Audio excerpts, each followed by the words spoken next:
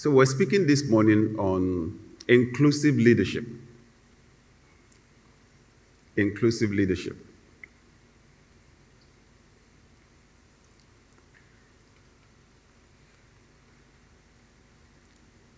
Inclusive leadership. And inclusive simply means to include or to involve others. Inclusive leadership. And I'll just lay the foundation for inclusive leadership. It is love. The capacity to love. I tell leaders everywhere, if you find yourself in a leadership position and you realize that you don't have love for people, I say to leaders, go on sabbatical. Take a break. Go and find the capacity to love and come back. I said, because without that capacity to love, your failure is already guaranteed. Because leadership is about people. Leadership is about people. No wonder when someone asked Jesus Christ, which is the greatest commandment, he said it is love.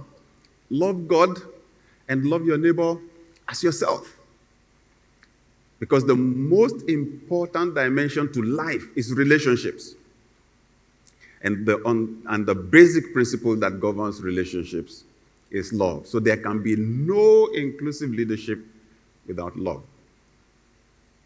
Inclusive leaders are persons who are aware of their own biases and prejudices, but intentionally seek out and consider different paths to guide their decision-making process and to collaborate better with others. We all grew up with biases. We grew up with prejudices. They seep into our hearts at a subconscious level. At a subconscious level. Our parents have issues with some people. Those issues, those prejudices, seep into our own hearts at a subconscious level. If they belong to a particular tribe, that tribe has problems with another tribe. They don't need to teach us to hate people of another tribe. All we need to do is just grow up normally in the family, and we will be absorbing their hurts, absorbing their pains, absorbing their prejudices. So sometimes we grow up at a subconscious level, unconsciously believing, men are superior to women. Anyone that comes from this tribe is a bad person. I remember just before I got married, my parents came to visit me in Lagos. I grew up in the middle part of Nigeria, and they came on a visit. And after the service, now I was pastoring the branch church of a church. After the service, so I said to them, I've met someone that I want to marry. They just turned and looked at each other. What I did not realize, that was what they came to discuss with me. They came to recommend the daughter of their bosom friend for me to marry. I didn't know, but I just quickly said, I found somebody else I was going to marry. I said, okay. You know the first question they asked me? Where is she from? When I said it, the two of them just said, at the same time, at a subconscious level. You know why? People from my area believe that women that come from her part of our country are very diabolical. That they use juju, that they seize the brain of their husbands. So once somebody marries from that part of the country, especially a man, you marry a woman from that part, you will not think straight anymore. And I now said, that's where she's from. They just said, So that's it. Inclusive leaders are people that acknowledge that fact. We grow up with prejudices of some sort. And then you develop what we call self-awareness, where you sit down to reflect and to think about the way you are thinking. The way the human brain is designed, once you've thought about something for some time and it becomes routine, either the thinking or the doing becomes routine, it moves down to the subconscious to free the mind to attack fresh problems. That one that has gone into the subconscious puts your life on autopilot. It is more dangerous than conscious thinking. So sometimes, like we just started a new year, right? Many people make New Year resolutions. A lot of New Year resolutions. Why is it that many New Year resolutions don't work? Because 2 weeks, 3 weeks into the year, the subconscious is actually the one that will determine what you're going to do. Autopilot.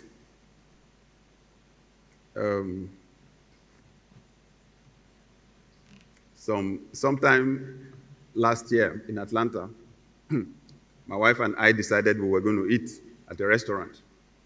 The restaurant is close to a shopping mall. It's not the only restaurant there. So as we were going on the way, we were discussing. I was so engrossed in the discussion. In fact, both of us were so engrossed in the gist or gisting that unconsciously, I just drove to the parking lot of the mall, close to another restaurant, which is the one we visit more often. It was when we drove into the car park, when I drove into the car park, that both of us just said at the same time, what are we doing here? At an unconscious level, out of habit, I just drove to the one we normally go.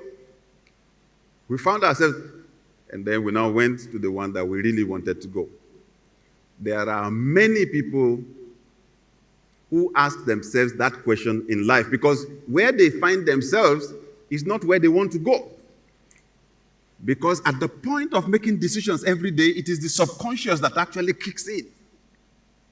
So once in a while, a leader needs to do that kind of reflection. You need to bring things out from your subconscious level. Ask yourself, how am I thinking? Why do I think the way I think? Why do I think men are superior to women? Why do I think that one tribe is superior to the other? Because that's the challenge of the average African. Too many things that divide us. Why do I think this way? Why do I think that way? Right? Why do I think it is difficult to get money? Why do I think this? Why do I think that? We need to think about the way we are thinking. So, inclusive leaders are people that identify their own prejudices and that deal with those prejudices. Because once you consider someone to be superior to the other, once as a leader you have people you like, you have the ones you don't like, it's going to reduce the quality of your leadership.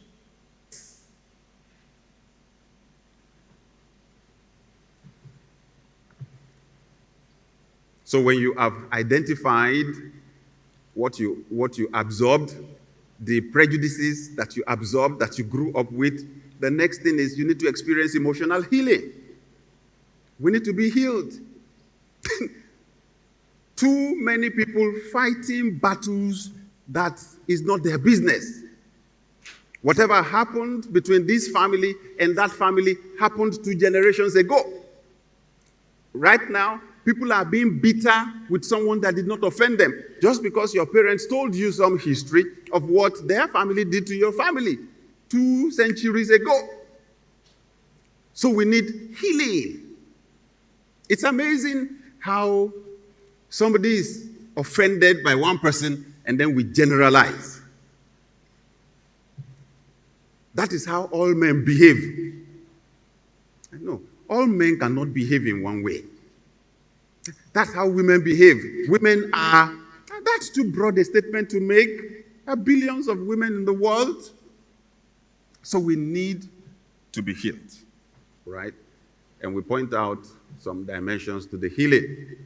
Because it is when we have been healed that we can develop empathy. The ability to put ourselves in somebody else's position and to feel what they feel. We develop capacity for service.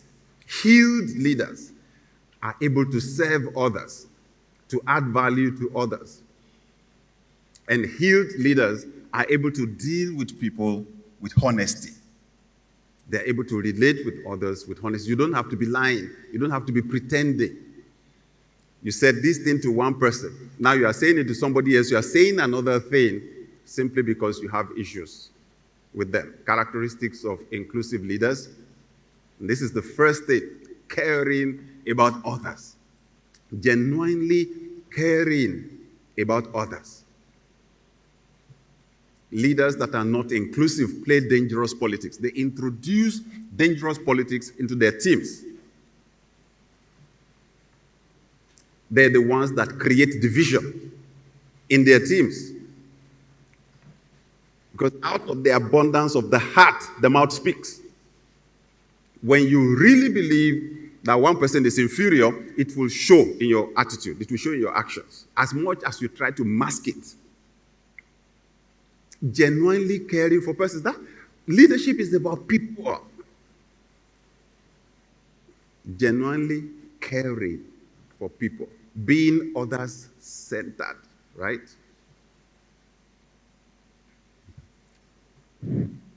Inclusive leaders genuinely love people. You know, I point out how Jesus Christ said to his disciples, you know that I have loved you. Love one another like that. And I say, the disciples he was talking to were men. It is easy for men to tell women, I love you. But for a man to tell another man, I love you, that's not easy. And Jesus is saying to 12 grown men, you know that I have loved you. Love one another like that, right? So, that genuine love and care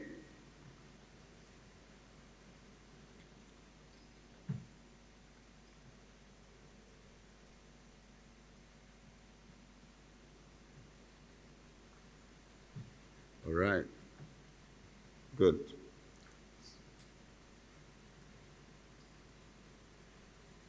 And then we talked about being vulnerable. Being vulnerable.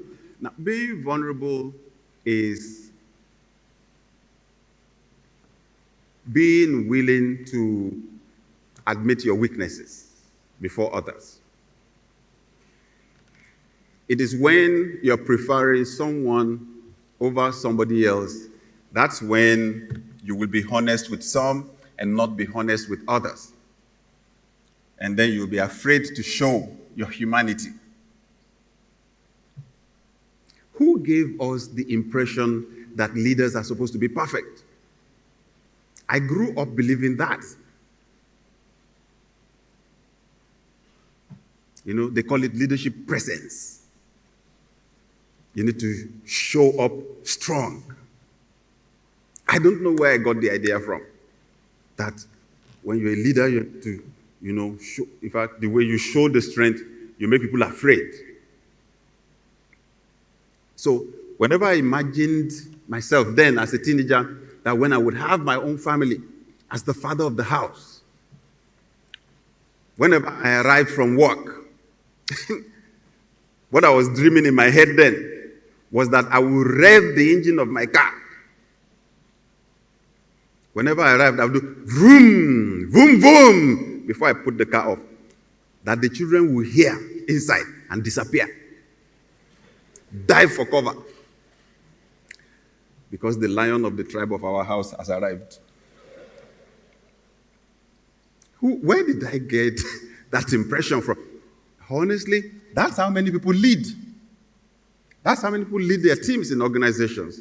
There's just that belief that people should be afraid of us. And once we're in that frame of mind, how can we be vulnerable? So that's why even when we're wrong and other people can see that we're wrong, we refuse to admit it. But I'll tell you where it changed for me. I was reading a book by Pastor David Cho of South Korea. God bless him. In eternity, built the largest single congregation in the world. And then I saw him, in the book, he was admitting some of his mistakes. I could not believe it. The pastor of the biggest church in the world, 1 million members, writing that he went to Japan to preach. There were 2,000 pastors there at the conference.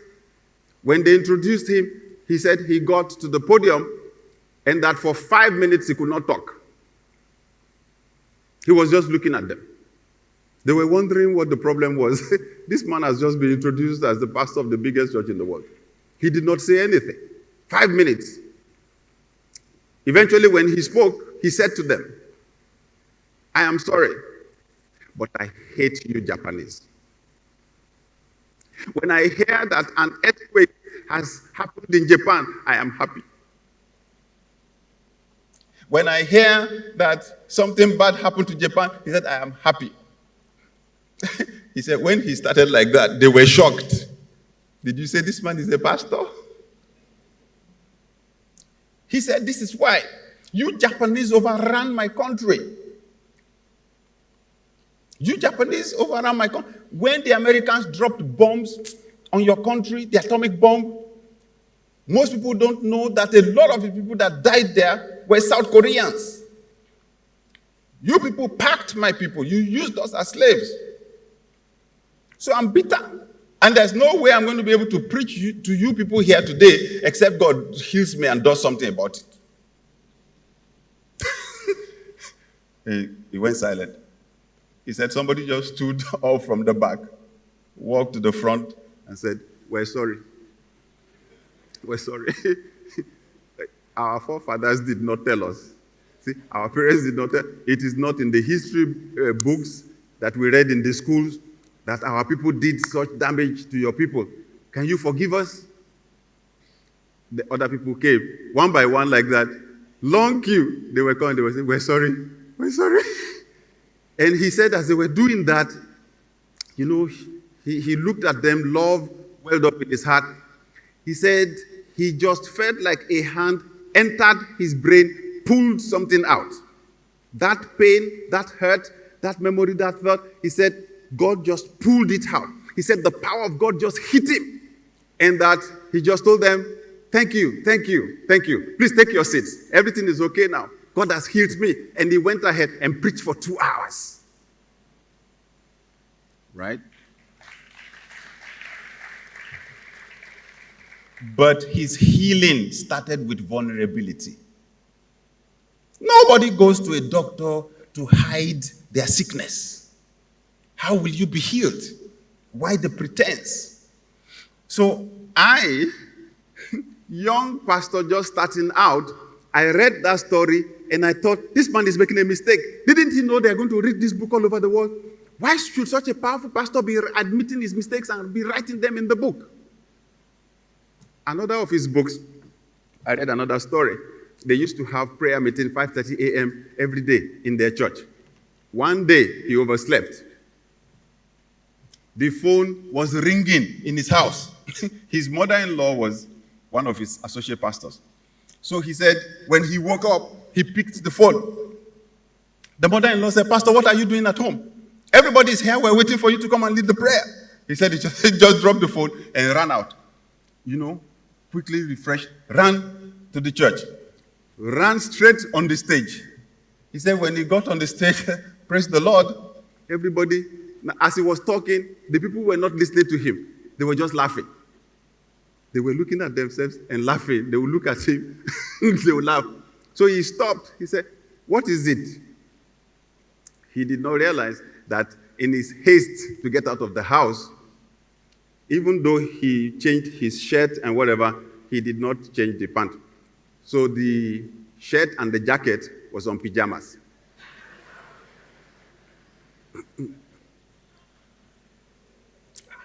So I read that again. I said, what's wrong with this man? Why are you writing things like that in a book that you know is going all over the world?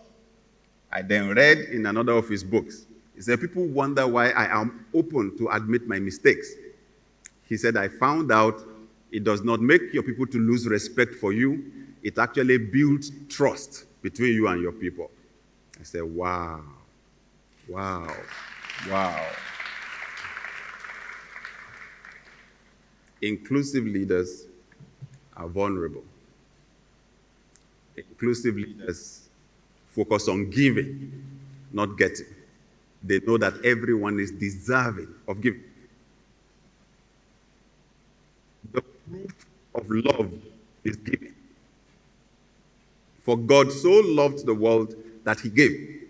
The proof that you love is giving. Love, my own definition, is recognizing the value of another person and celebrating that value. When you recognize that each human being was created in the image and likeness of God, you will never treat another human being with disrespect. Every human is an extension of God. That's why when they asked Jesus Christ, which is the greatest commandment, he said, love God, love your neighbor. He said the two of them are on the same plane.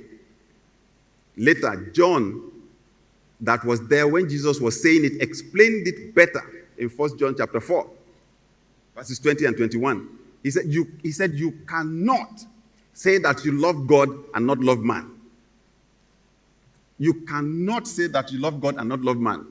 Every human is an extension of God. So whatever you will not give God, don't give man. I say this is the way everyone should do their job. If your job is to clean chairs, clean the chair as if it's God that will sit on it. Nobody will ever accuse you of doing a shoddy job. Clean the chair as if it is God that will sit on it. So the proof of love is give. Inclusive leaders give. Inclusive leaders seek the good of others. They just want improvement for everyone. Inclusive leaders sacrifice. Inclusive leaders sacrifice. When I move around anywhere in Africa, I promise you, I'm very honest, my heart breaks. My heart breaks because when I look at the poor conditions of our people, the poor quality of life, the poor quality of facility, I know the problem is not money. I know the problem is that somebody does not believe that the average person in Africa deserves better. That's the problem. It's not lack of money. It is lack of value for human life.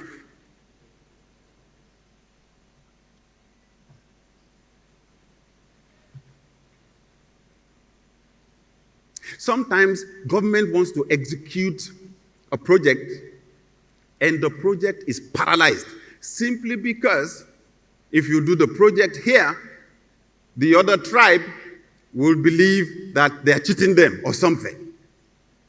It's amazing. And I mean, because I have friends in government up to the highest level, I hear the back end stories of what happens to some of those projects. Some of them are stranded 20 straight years. They're unable to execute something. Simply because somebody somewhere is busy, they are busy contesting between one tribe and the other. That's just crazy. Right? So, inclusive leaders want life to improve for everyone. And then the next one is active listening. Active listening. Most of us don't listen. We hear. Active listening is different from hearing. I was guilty of this, and I'm still guilty of this sometimes, right? That someone is talking to you.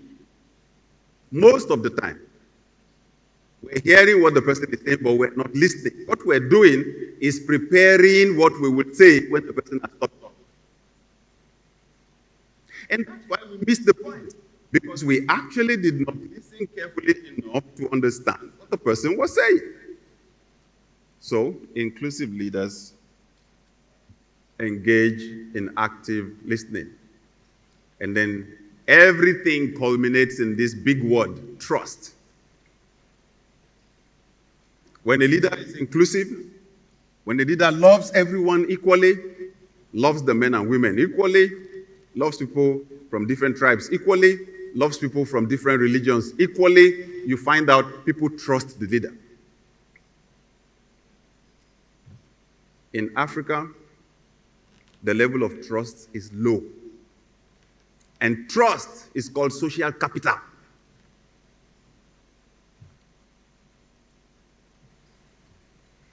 I know chairman trusts me. If I tell him, chairman, can you loan me $100,000? I will return your money in 6 months' time. The likelihood is that he will loan me the money because I've not lied to him before. Because that's how trust is built, consistency. Now, the level of trust is low around. So, inclusive leadership actually builds trust in the system.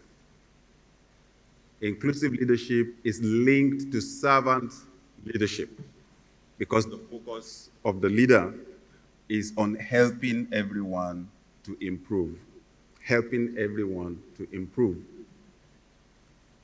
Inclusive leadership allows you to love your neighbors, to be no evil, to show love, and to show empathy. Inclusive leadership makes you sensitive to the needs of other people. In our church, I had to impose a policy on the people that lead worship. If you take a song from one tribe, the next song must come from another tribe. This church must not be labeled by a tribe. Let other people feel included. So when a leader is inclusive, then you are sensitive, like that. I remember at our last leadership conference in November, one of our speakers, when she started speaking, very powerful presentation, but then she was speaking more of our tribe. My wife wrote a note, and she's a comedian, right? She's very famous, has millions of followers on social media. My wife wrote a note to her and said, please, translate whatever you say in Yoruba language to English for the sake of those that don't understand. Your mama, thank you. And someone went on the stage and went to drop the message for her. She took it, she read it. Being the comedian that she is, she read it out. Read it out to everybody. That goes back to a quality I mentioned earlier on, vulnerability, right? Because ordinarily she was supposed to read it quietly, keep it there, and then adjust. She read it out to everybody. Everybody laughed over it, but she adjusted after that, right? Inclusive leadership wins with love through service. They create an atmosphere of trust for their employees to create, innovate, and exchange ideas without fear. You mentioned that, I mentioned earlier on about how I thought leadership meant to create terror for the people following me. But once there's fear like that in the system, people can't work with their best ideas. So when the leader shows no partiality, no prejudice, then people experience freedom in their minds. They can come up with their best ideas and they can better innovate.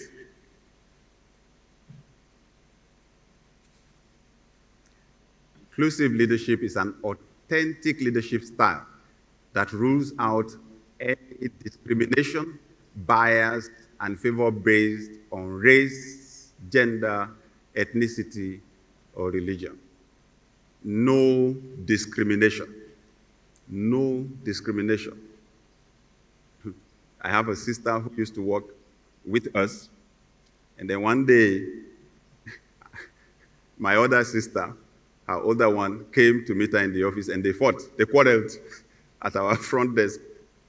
And at the end, when I heard the one working with us, I called her to my office. I said, you must never try that again.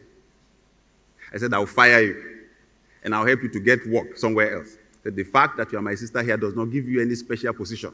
I don't do discrimination here. This place is principle-centered, right? No discrimination here. Inclusive leaders crave diversity. Because the beautiful thing actually is that the more difference you have on your team, the more creative the team is going to be. The more perspectives you're going to have when you're trying to solve problems. So inclusive leaders actually love diversity. 5 disciplines of inclusive leadership quickly. Trust, we've discussed that. Diversity, nurturing talent.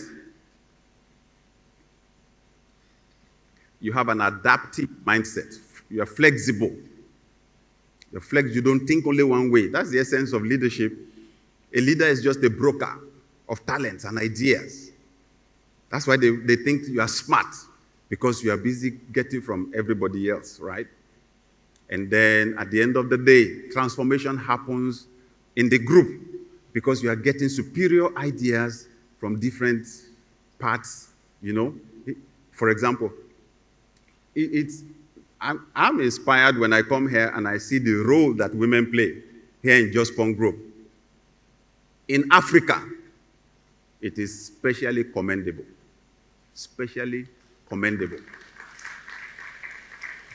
Now, look at all our institutions, from government down to everywhere. It's men that you will find everywhere at the top, right?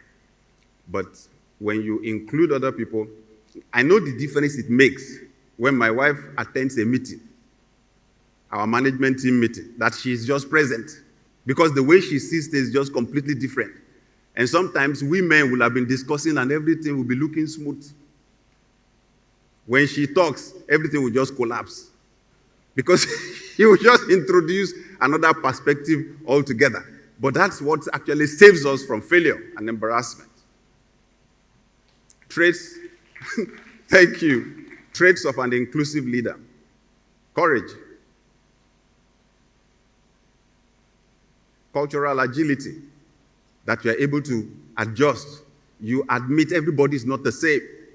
Cultures are different, and you're able to accommodate other cultures, right? Commitment. Commitment. Leaders are willing to make whatever sacrifice. Inclusive leaders make sacrifice for the success of the team. They value collaboration. 2 are better than 1, always. They celebrate curiosity. Ask questions. Let people ask questions. The older generation in Africa doesn't like people asking questions. We don't like being queried. But for God's sake, that's the only way we improve. Curiosity. So I conclude with this: love is the essence of inclusive leadership in the leader-follower relationship, since it remains the foundation and ultimately delivers solid business results. As one that, engages so many leaders across the world, I find out it disturbs people when you bring up the word love in the boardroom. Love in management circles. It sounds too soft, right? Sounds too weak. But honestly, that's where the power is. We're in the post-COVID era, and I noticed something. And I've been advising leaders. We had better adjust. The world has changed. COVID changed human psyche. It changed human psychology. When we went through that frightening and threatening season, leaders had to make decisions because almost everyone alive had never experienced something like that before. had never experienced a pandemic, a global pandemic. And as leaders were making decisions, their value systems were coming to the fore. And many people saw that leaders value money and profit over human life. Many people saw that leaders valued power over human life because they just wanted to win elections and so on. And that was when people started making decisions for themselves. I'm not going to leave my life in the hands of these guys anymore. I need to think for myself. So a lot of people resigned their jobs and things like that. So I'm saying to leaders more than ever before, we need to love people now. And we need to love people genuinely. Inclusive leaders love others without discrimination. Whether we realize it or not, it's going to have impact on our business results. Thank you.